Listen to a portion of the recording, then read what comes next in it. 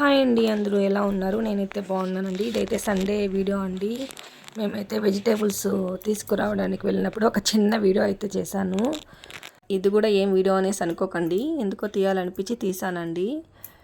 అసలు vegetables తీసుకొచ్చామా, ration తీసుకొచ్చామా అని అనిపించిందండి. అంత చాలా రేటు ఉన్నిందండి ఆ రోజైతే.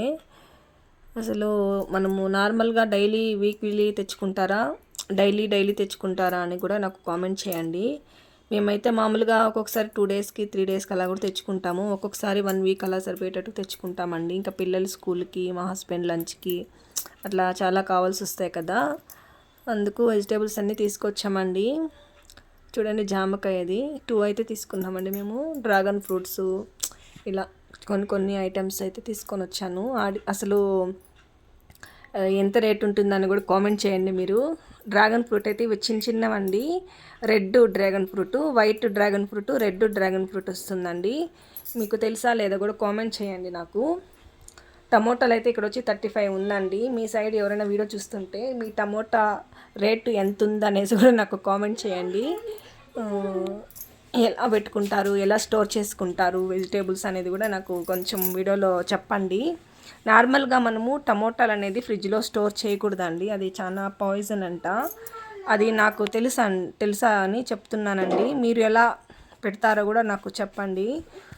టమోటాస్ అనేది నార్మల్గా మనము ఫ్రిడ్జ్లో పెట్టకూడదండి. మనం విలేజ్లో ఉన్నప్పుడంతా కూడా టమోటాలు అనేది ఫ్రిడ్జ్లో అంతా స్టోర్ చేయరు.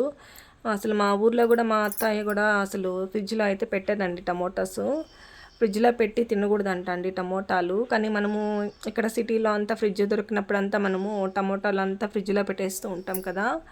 నేను కూడా మా ఇంట్లో అయితే నేను ఫ్రిడ్జ్లో పెడుతూ ఉంటానండి. మా హస్బెండ్ అయితే ఫ్రిడ్జ్లో పెట్టద్దు అది ఇది అని చెప్తూ ఉంటాడు. 755 అయిందని బిల్ అండి మాకు ఆ రోజు వెజిటేబుల్స్ తీసుకుని వచ్చేప్పటికి.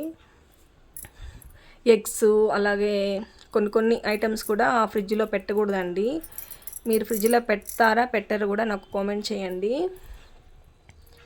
కొన్ని స్టోర్ చేసుకొని ఎలా అయితే యూజ్ చేసుకుంటారో కూడా కామెంట్ చేయండి. ఒక స్టోర్ చేసుకునే బాక్స్ అయితే నేను ఒక టిష్యూ పేపర్ తీసుకొని అందులోకి అయితే కింద టిష్యూ వేసేసి అందులో వెజిటేబుల్స్ అయితే పెట్టేసి మళ్ళీ దానిపైన అయితే కొంచెం టిష్యూ పేపర్ అనేది క్లోజ్ చేసుకొని ఫ్రిడ్జ్లో అయితే స్టోర్ చేసుకుంటాను.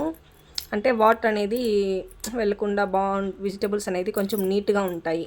నేను ఈ బాక్సెస్ అయితే నేను అమెజాన్లో తీసుకున్నానండి.